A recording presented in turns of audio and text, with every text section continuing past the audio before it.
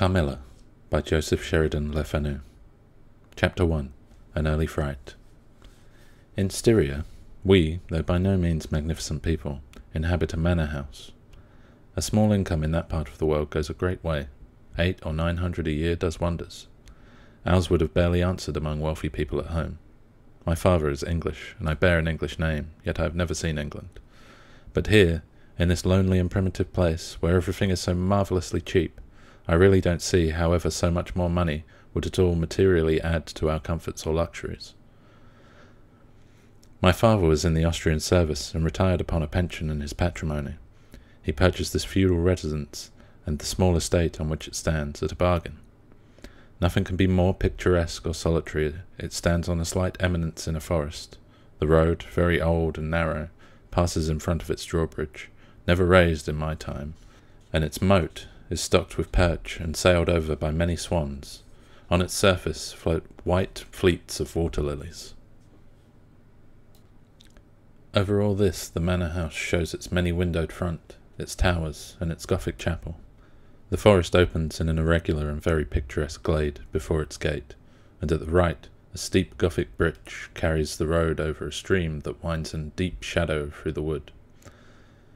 I have said that this is a very lonely place. Judge whether or not I say truth. Looking from the hall door towards the road, the forest in which our castle stands extends in every direction. The nearest inhabited village is about 7 of your English miles to the east. The nearest inhabited manor house of any historic association, that of old General Spelsdor, is nearly 20 miles away to the west. I have said the nearest inhabited village, because there is only 3 miles westward, that is to say in the direction of General Spelsdorf's manor house, a ruined village. There sits a quaint, roofless little church, in the aisle of which are the mouldering tombs of the proud family of Karnstein, now extinct. They once owned the desolate chateau which overlooks the silent ruins of the town from the thick of the forest. Respecting the cause of the desertion of this striking and melancholy spot, there is a legend which I shall relate to you another time. Listen and wonder. I must tell you now how very small is the party who constitute the inhabitants of our castle.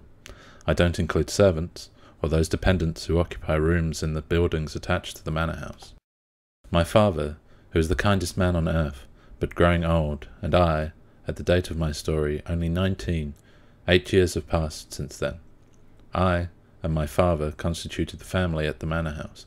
My mother, a Styrian lady, died in my infancy, but I had a good-natured governess, who had been with me since then. I could not remember a time when her fat, benevolent face was not a familiar picture in my memory. She was Madame Perrodon, a native of Bern, whose care and good nature now, in part, supplied me to what was lost with the death of my mother. She made a third at our little dinner party. There was a fourth, Mademoiselle de la Fontaine, a lady you might call a finishing governess. She spoke French and German, and Madame Perrodon French, and broken English, to which my father and I added unbroken English. We did this partly for patriotism's sake, and partly to prevent its becoming a lost language between us. The consequence was a Babel, at which strangers used to laugh, and which I shall make no attempt to reproduce in this narrative. There were also 2 or 3 young lady friends, close to my own age, who were occasional visitors. These were our regular social resources, but of course there were chance visits from neighbours of only 5 or 6 leagues distance. My life was, notwithstanding, rather a solitary one, I can assure you.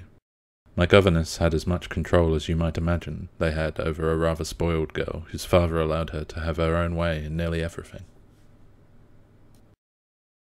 The first occurrence in my life which produced a terrible impression upon my mind, one which in fact never has been equalled, was one of the very earliest incidents I can recollect.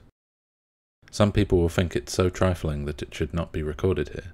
You will see, however, by and by, why I mention it. The nursery, which I had all to myself, was a large room in the uppermost story of the manor house, with a steep oak roof. I can't have been more than 6 years old the night I awoke, and from my bed failed to see the nursery maid. Neither was my nurse there, and I thought myself alone.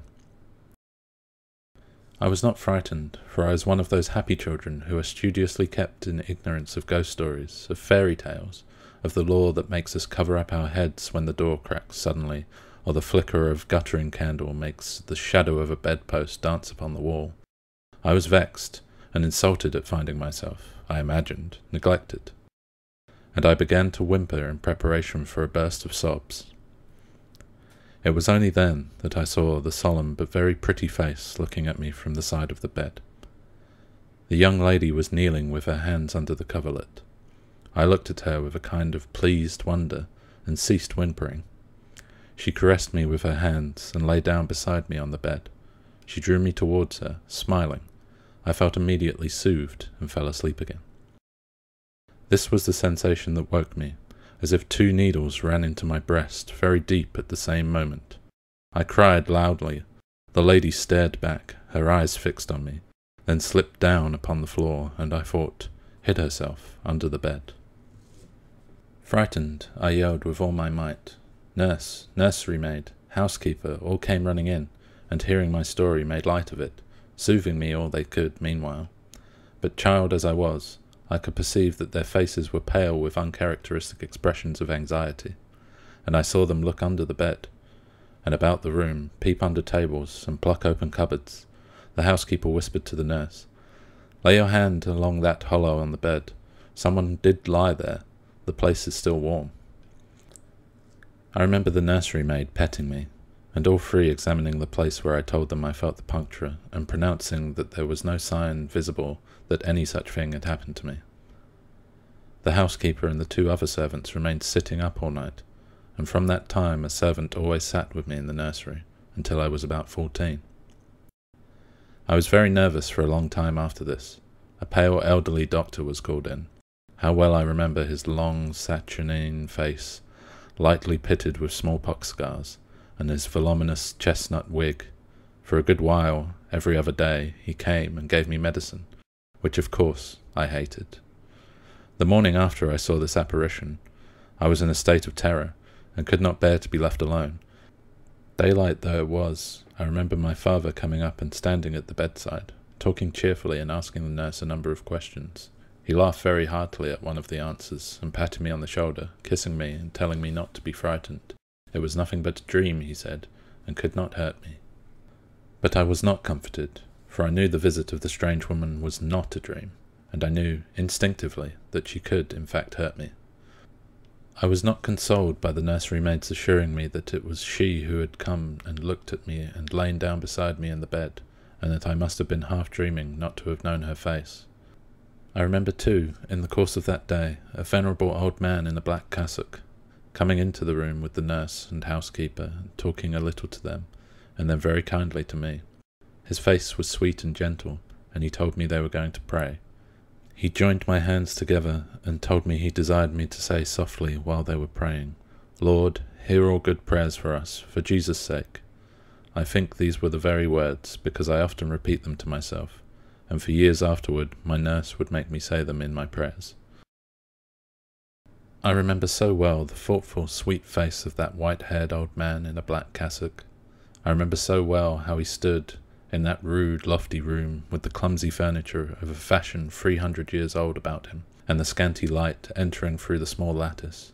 He knelt, and the 3 women with him, and he prayed aloud with an earnest, quavering voice for what felt like an entire age.